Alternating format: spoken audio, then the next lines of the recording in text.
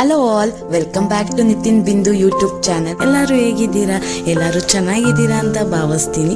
ಈ ವಿಡಿಯೋ ನಮ್ಮ ಮನೇಲಿ ನಾವು ಹೇಗೆ ದಸರಾ ಹಬ್ಬನ ಆಚರಿಸಿದ್ವಿ ಅಂತ ಆ ವಿಡಿಯೋ ಆಗಿರುತ್ತೆ. ಹಬ್ಬ ಅಂದರೆ ಮನೆ ಕ್ಲೀನೆಲ್ಲ ಮಾಡಿ, ದೇವ್ರ ಮನೆಯೆಲ್ಲ ಕ್ಲೀನ್ ಮಾಡ್ಕೊಂಡು, ಪೂಜೆಗೆಲ್ಲ ರೆಡಿ ಮಾಡ್ಕೊಂಡು, ದಸರಾ ಹಬ್ಬ ಅಂದರೆ ಆಯುಧಗಳಿಗೆ ಪೂಜೆ ಮಾಡೋದು.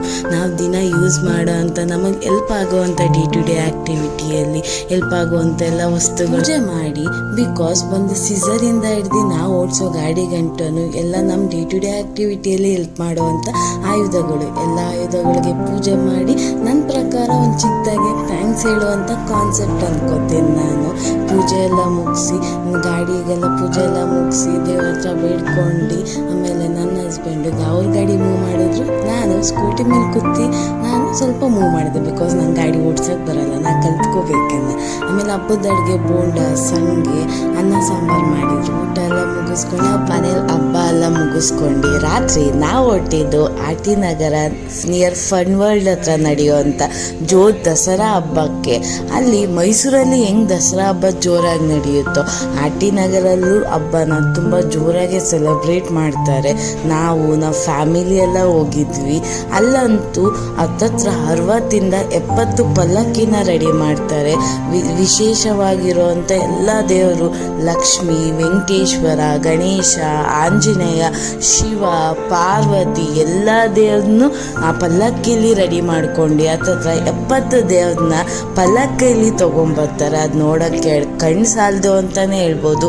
ತುಂಬ ಚೆನ್ನಾಗಿ ಅಂತೂ ನಾವಂತೂ ದಸರಾ ಹಬ್ಬನ ಎಂಜಾಯ್ ಮಾಡಿದ್ವಿ ಅಂತಲೇ ಹೇಳಿದ್ವಿ. ಮನೇಲೂ ತುಂಬ ಚೆನ್ನಾಗಿ ಮಾಡಿದ್ವಿ. ಅಲ್ಲಿಂದ ನಾವು ದಸರಾ ಹಬ್ಬಕ್ಕೆ ಹೋಗಿ ಅಲ್ಲೂ ಚೆನ್ನಾಗಿ ಎಂಜಾಯ್ ಮಾಡಿ, ಗೇಮ್ಸ್ ಆಡ್ಕೊಂಡು, ಮಕ್ಳಿಗೂ ಗೇಮ್ಸ್ ಆಡಿಸ್ಕೊಂಡು ಅಲ್ಲಿಂದ ನಾವು ಎಂಜಾಯ್ ಮಾಡಿದ್ದಾಯಿತು. ಫುಲ್ ವಿಡಿಯೋನ ನೋಡಿ.